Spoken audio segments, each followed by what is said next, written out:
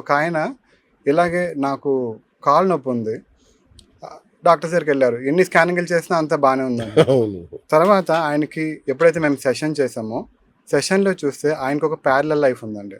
ఓ okay, ఆ parallel లైఫ్లో ఒక నక్క అనమాట.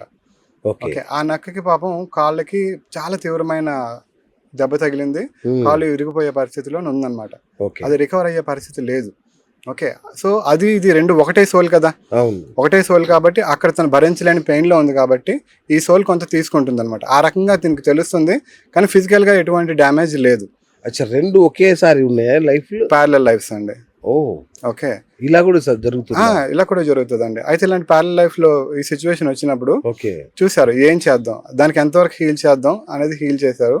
అలాగే ఏదైతే ఆ నక్క లైఫ్ ఉందో అది ఇంకొక 1.5 yearలో అది కంప్లీట్ అయిపోతుంది.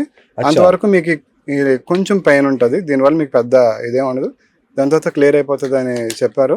అతను కూడా కరెక్ట్గా ఒక 1.5 year అయినప్పుడు మొత్తం అది వ్యానిష్ అనమాట.